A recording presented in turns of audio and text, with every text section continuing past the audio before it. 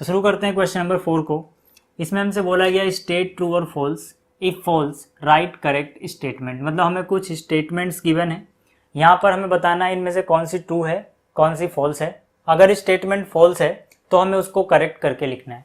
पहली स्टेटमेंट है if P is equal to this and Q is equal to this then cartesian product of P and Q will be this. मतलब क्या कि अगर हमारे पास P एक सेट है जिसके पास ये दो एलिमेंट हैं, Q एक सेट है जिसके पास ये दो एलिमेंट हैं, तो P क्रॉस Q के पास ये एलिमेंट्स होंगे। ठीक, तो यहाँ पे हम कह सकते हैं कि जो स्टेटमेंट है ये फॉल्स है। ठीक है, इसका आंसर क्या आएगा कि भाई जो स्टेटमेंट है ये क्या है, ये फॉल्स है।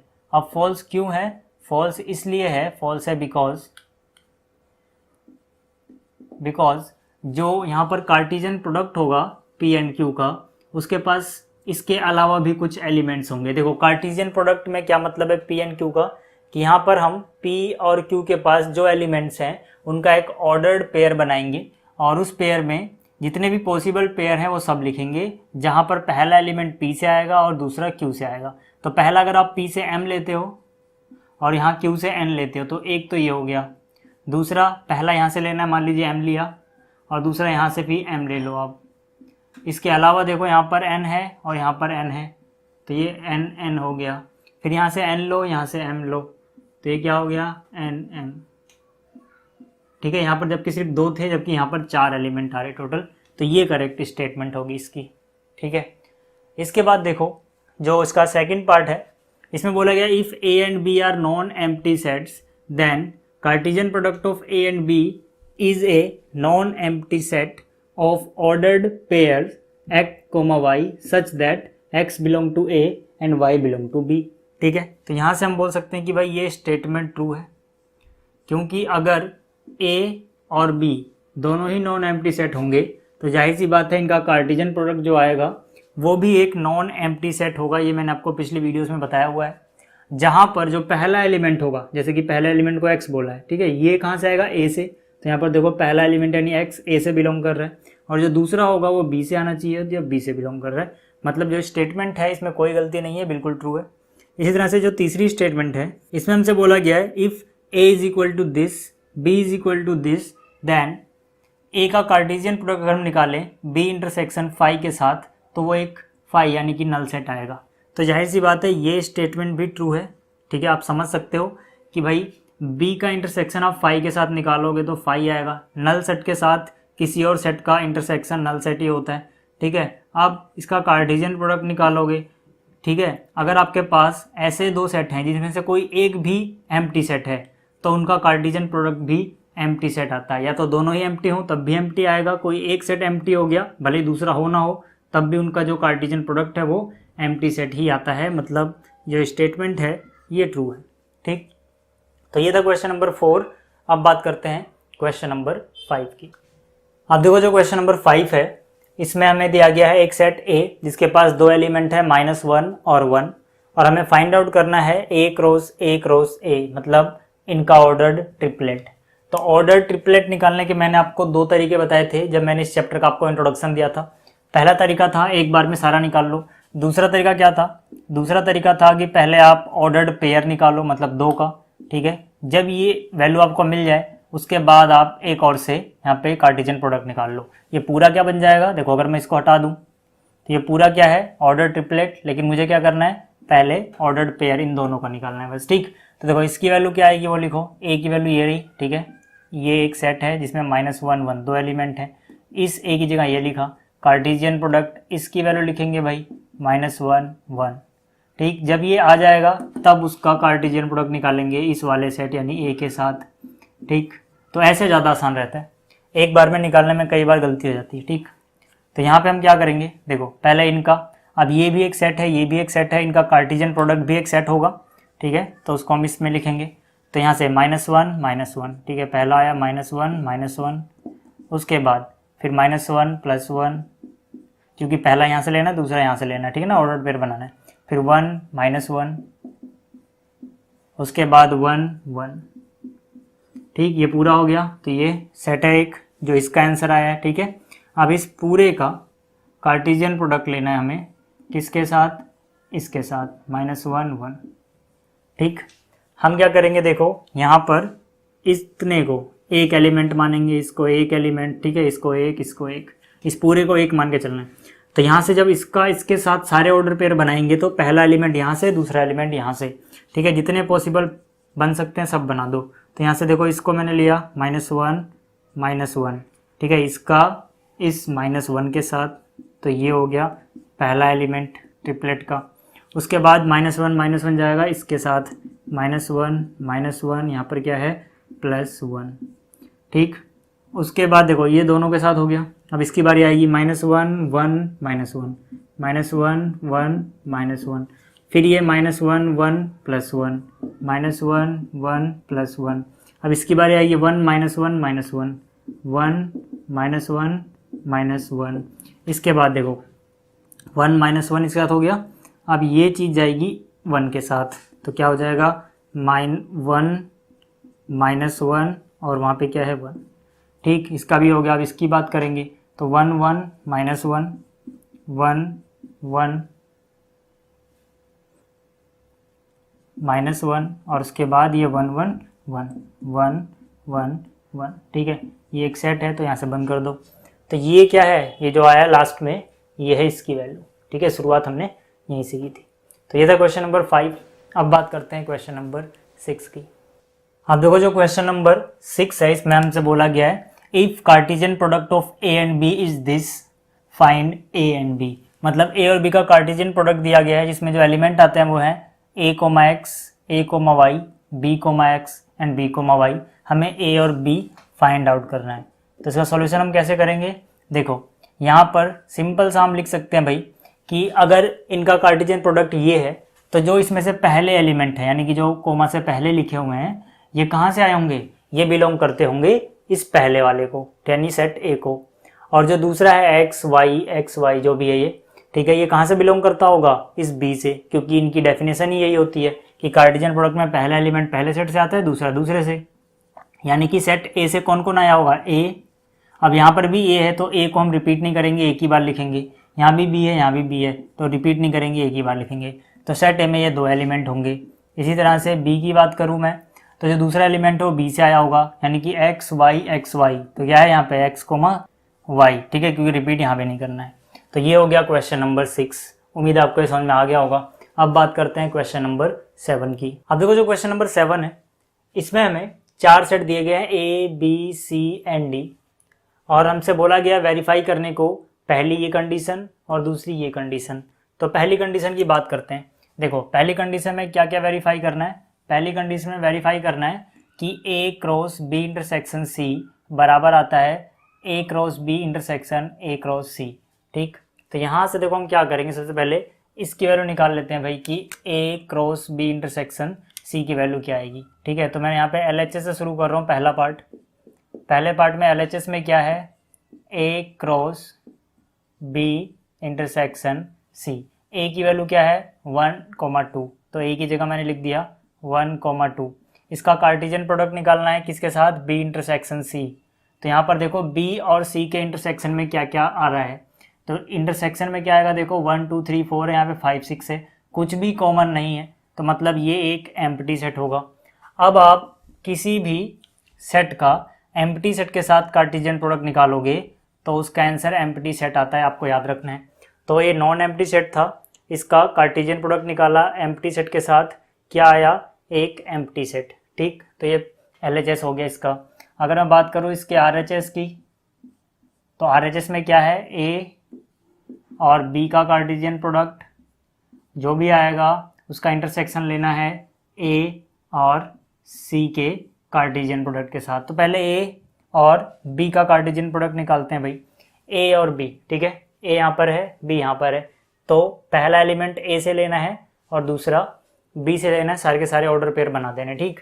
तो यहाँ से 1 1, ठीक है, क्या बनेगा 1 1, फिर ये 1 2 1 2, फिर 1 यहाँ से, 3 यहाँ से, फिर 1 यहाँ से और 4 यहाँ से, ठीक। ये बन गया, ये इसने का आंसर है, ठीक है ना, ए और बी का कार्टेशियन प्रोडक्ट।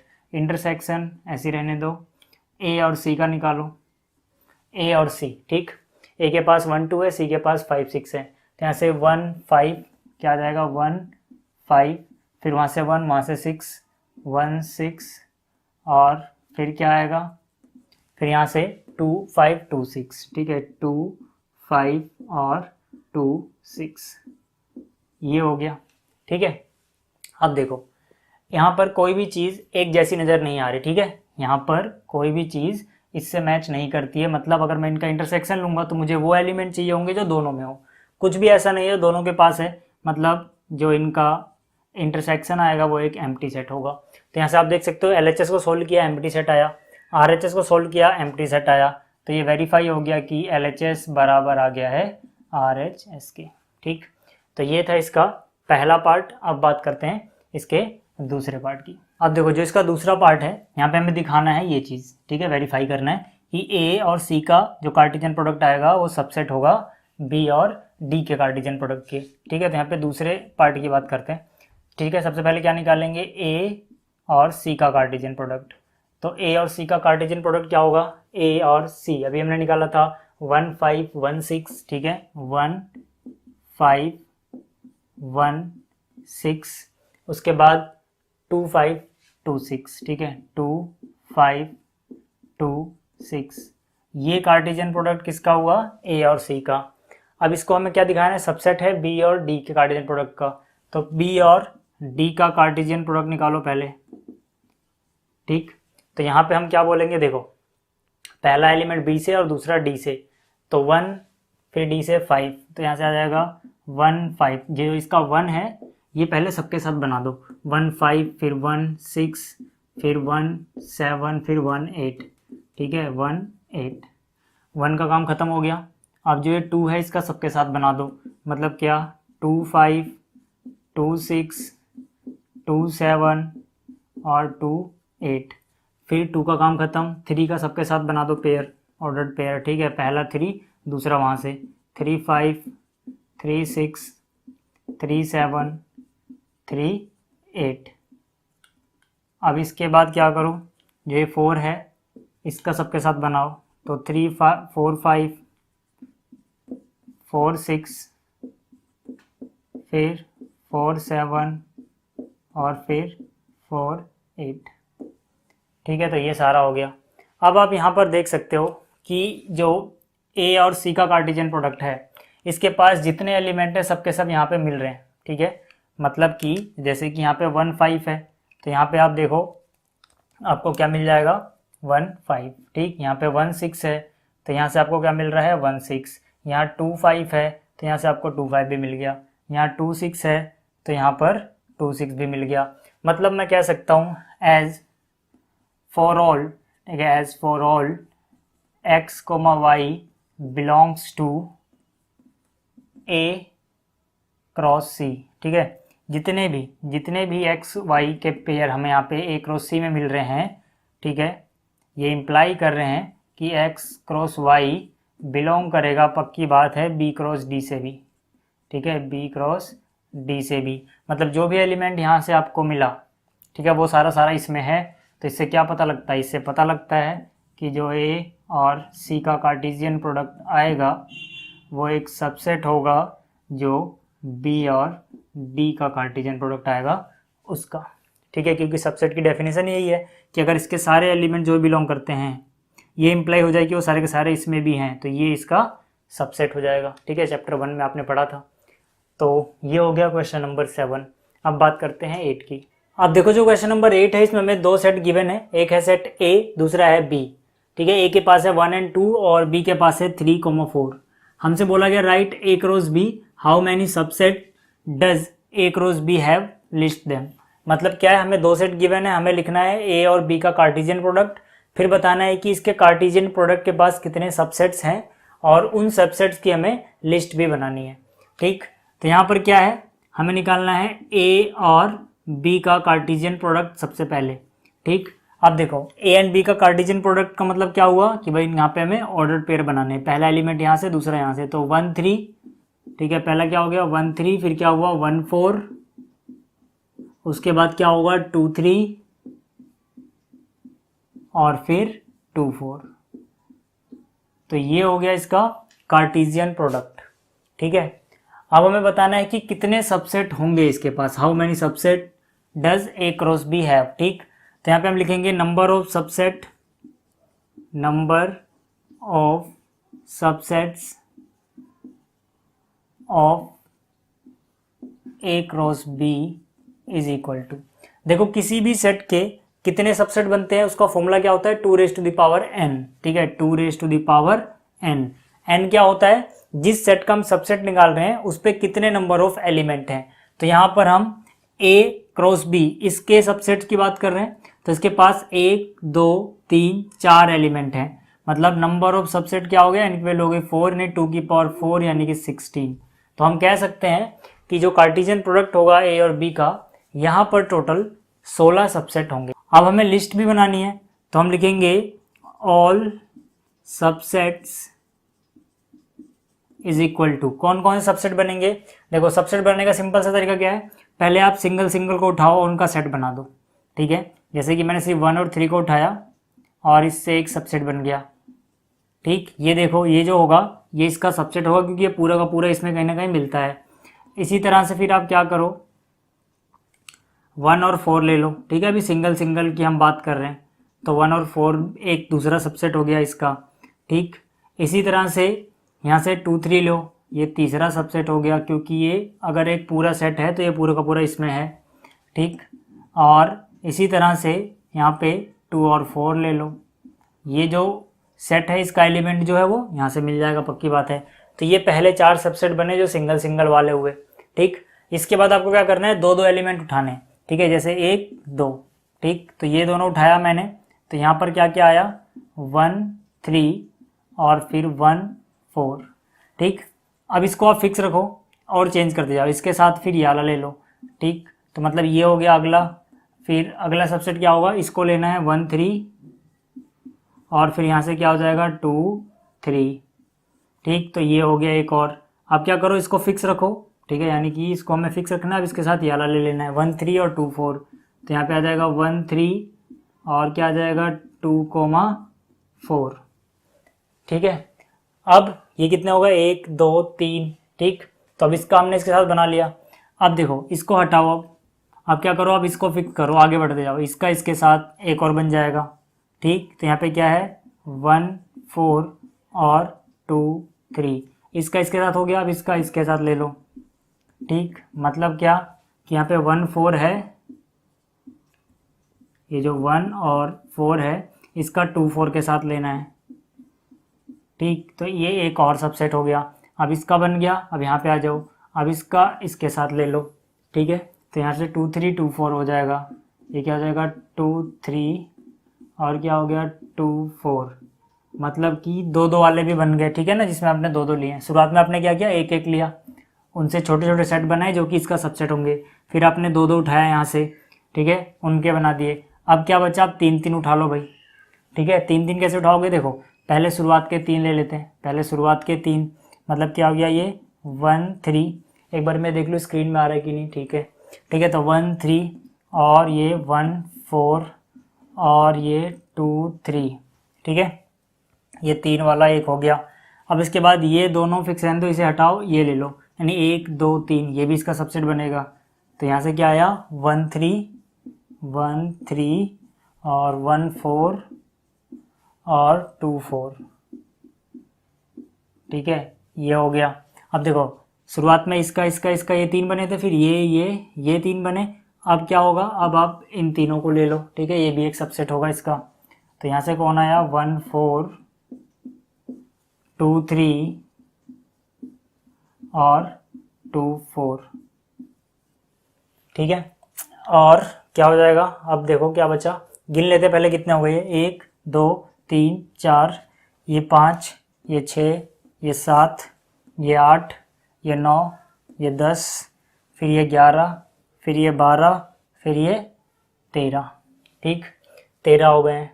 अगला क्या हो जाएगा 1 3 2 3 2 4। ठीक है, यहाँ पे आप लिख सकते हो 1 3 2 3 और 2 4। ठीक, यार लिखा तो नहीं कहीं। ठीक है, ठीक है, तो कितने हो गए टोटल, अब 14 हो गए। ठीक है, 15 वाला कौन सा होगा, देखो एक तो हो जाएगा 5, ठीक है, टोटल 15, और एक खुद हर सेट अपना सबसेट होता है, मतलब लास्ट वाला जो 16वां होगा वो पूरा का पूरा ही लिख दो 1 3 1 4 2 3 2 4, ठीक। तो यहाँ से आप गिन सकते हो टोटल 1 2 3 4, ये हो गया 5, फिर ये 6, ये 7, ये 8, ये हो गया 9, ये 10, ये 11, ये 12, ठीक, ये 13, और एक ये 14, और एक ये 15, और एक ये 16, ठीक है। तो ये सारे सबसेट की लिस्ट बन गई, ये आप देख सकते हो। तो ये था क्वेश्चन नंबर 8। अब बात करते हैं क्वेश्चन नंबर 9 की। अब देखो जो क्वेश्चन नंबर 9 है इसमें हमसे बोला गया है let A and B are two sets such that number of element in set A is equal to 3, number of element in set B is equal to 2 if x, 1, y, 2, z, 1 are in A cross B, find A and B। मतलब क्या है, हमें दो set दिए गए हैं, एक है सेट A और जो A है इसके पास जो नंबर ऑफ एलिमेंट हैं वो बताए गए हैं 3, दूसरा सेट है B, इसके पास जो नंबर ऑफ एलिमेंट हैं ये बताए गए हैं 2, और ये बताया गया है कि जो ये चीज़ आपको नज़र आ रही है ये कहीं ना कहीं A क्रॉस B के अंदर है, ठीक है। हमें पूरा नहीं दिया गया इनका कार्टेशियन प्रोडक्ट, सारे के सारे एलिमेंट नहीं दिए गए, सिर्फ 3 एलिमेंट दिए गए और बोला गया कि ये तीनों इसमें हैं और A और B बताओ। तो A और B कैसे बताएंगे, देखो यहाँ पर ये A और ये B, ठीक। तो A जो होगा उसमें से जो एलिमेंट होंगे वो पहले लिखे होंगे, क्योंकि यहाँ पर देखो A पहले है B बाद में है, तो मतलब जो पहले एलिमेंट्स हैं ये A से हैं। तो A से कौन कौन आएगा, X, Y और Z। अब हमसे बोला गया था A के पास 3 एलिमेंट है, 3 आ गए। ये भी बोला गया क्वेश्चन में कि X, Y, Z ये सब डिस्टिंक्ट एलिमेंट है, ठीक। B की बात करूँ मैं तो जो बाद में आया है वो B से आया होगा, क्योंकि B यहाँ बाद में है। तो बाद में 1 2 1, तो 1 दो बार रिपीट नहीं करेंगे, 1 और फिर 2, तो ये 2 एलिमेंट हो गए और B के पास 2 ही एलिमेंट थे। तो ये हो गया सेट A, ये हो गया सेट B जो हमें फाइंड आउट करना था, ठीक है। बोला गया था हमसे फाइंड A एंड B। तो ये हो गया क्वेश्चन नंबर 9। अब बात करते हैं क्वेश्चन नंबर 10 की। अब देखो जो क्वेश्चन नंबर 10 है इसमें हमसे बोला गया the Cartesian product A cross A has 9 element among which are found -1, 0, 0, 1, find set A and remaining element of A cross A, ठीक। तो यहाँ पर देखो हमसे इतना बोला गया है कि जो नंबर ऑफ एलिमेंट हैं, ठीक है, Cartesian product of A and A के पास वो है 9, टोटल 9 एलिमेंट आते हैं। और हमसे बोला गया है कि ये जो 2 एलिमेंट आपको दिख रहे हैं -1, 0 और 0, 1, ये कहीं ना कहीं इसके अंदर ही आते हैं, ठीक। हमसे बोला गया कि भाई सेट A बताओ क्या है, और A के जो बाकी A क्रॉस A के जो बाकी एलिमेंट होंगे वो भी हमें बताने हैं, ठीक। जैसे कि इसके पास 9 एलिमेंट है लेकिन हमें 2 दिए गए हैं, बाकी के 7 हमें बताने हैं। तो A को निकालने के लिए हम क्या करेंगे, पहले ये पता करेंगे कि A के पास नंबर ऑफ एलिमेंट कितने हैं। तो भाई A क्रॉस A के पास 9 है तो इसके पास 3 रहेंगे, इसके पास 3 रहेंगे, 3 × 3 9 आएगा। तो पक्की बात है number of element of A कितना है, 3 है। बट अगर आप करके देखना चाहते हो इसको निकाल के कैसे दिखाएंगे, तो मान लेंगे let number of element of A is equal to X, ठीक है। अब यहाँ पे आ जाओ, अब यहाँ पे number of element A cross A बराबर होगा number of element in A into number of element in B, और ये बराबर किसके हैं, 9 के। अब यहाँ पे आ जाओ, A के पास X एलिमेंट है यानी कि ये हो गया X इंटू में क्या X बराबर कितना 9, X स्क्वायर इक्वल टू 9, मतलब x इक्वल टू ±3, लेकिन हम माइनस नहीं लेंगे क्योंकि नंबर ऑफ एलिमेंट नेगेटिव नहीं हो सकते हैं। तो मतलब number of element that A has is equal to 3। A के पास कितने एलिमेंट हैं, 3 एलिमेंट हैं। तो पक्की बात है अब हम A को आसानी से लिख सकते हैं। देखो A के पास 3 एलिमेंट है, ये हमें पता लग गया। अब A क्रॉस A का पार्ट है ये, ठीक है, जो A क्रॉस A आएगा उसमें से 2 एलिमेंट गिवन है। तो यहाँ से पहला सेट भी A है, यानी कि जो पहला एलिमेंट आया है ये इस A से आया होगा, दूसरा भी A है मतलब दूसरा जो है ये भी A से आया होगा, मतलब सब कुछ A से आ रहा है। और A के पास 3 एलिमेंट हैं, तो यहाँ से हमें अगर 3 अलग अलग एलिमेंट मिल जाए तो हमें पता लग जाएगा। 3 अलग अलग चीज़ें आपको नज़र आ रही है, -1, 0 और +1। तो मतलब कि यहाँ से ये कन्फर्म होता है कि A के पास सिर्फ 3 एलिमेंट है, तो बस यहाँ से हम 3 अलग अलग चीज़ें ढूंढ लेंगे, ठीक है। तो ये हो गया हमारा सेट A। अब इसके बाद हमें क्या करना था, हमें बाकी के बचे हुए एलिमेंट लिखने थे इनके अलावा। पहले मैं सारे लिख देता हूँ, फिर इसमें से 2 मिटा दूंगा, ठीक है। मुझे क्या करना है, A क्रॉस A के बाकी लिखने हैं। A की वैल्यू क्या है -1 0 1। इसका कार्टेशियन प्रोडक्ट निकालना है ए के साथ ही, यानी उसकी वैल्यू भी हो गई -1 0 1। ठीक, तो यहाँ से इसके कार्टेशियन प्रोडक्ट में पहले मैं सारे एलिमेंट लिख रहा हूँ। तो यहाँ से -1, ठीक है, -1 इनके सबके साथ एक पेयर बनाएगा, तो हो जाएगा ये -1 और -1। दूसरा हो जाएगा -1 0। ठीक, तीसरा ये -1 फिर 1 के साथ, फिर 0 की बारी आएगी, 0 इसके साथ इसके साथ इसके साथ बनाएगा, यानी कि 0 एक बार -1 के साथ, फिर एक बार 0 इस 0 के साथ, फिर एक बार ये 0 1 के साथ। ठीक है, फिर 1 की बारी आएगी, 1 जो है ये -1 के साथ, और फिर ये 1 0 के साथ, और फिर ये 1 इस 1 के साथ। तो यहाँ से देखो 1 2 3 4 5 6 7 8 9 टोटल हो गए। हमें सिर्फ क्या बताना है, रिमेनिंग, मतलब जो दिया है -1 0 जो दिया है ये हटा दो, रिमेनिंग बताने हमें सिर्फ। ठीक, और 0 1 कहाँ पर है भाई, ये रहा 0 1। ठीक है, ये लिख लेना। इसके बाद आप सीधा लिख सकते हो remaining elements of A cross ए। ठीक है, क्या हो जाएंगे, इसका भी आप ये रफ में करना। ठीक है, फिर ये मिटा के रिमेनिंग एलिमेंट ये हुआ 1 2 3 4 5 6 7, क्योंकि 2 तो हमें दिए गए हैं, हमें सिर्फ बाकी बचे हुए लिखने थे।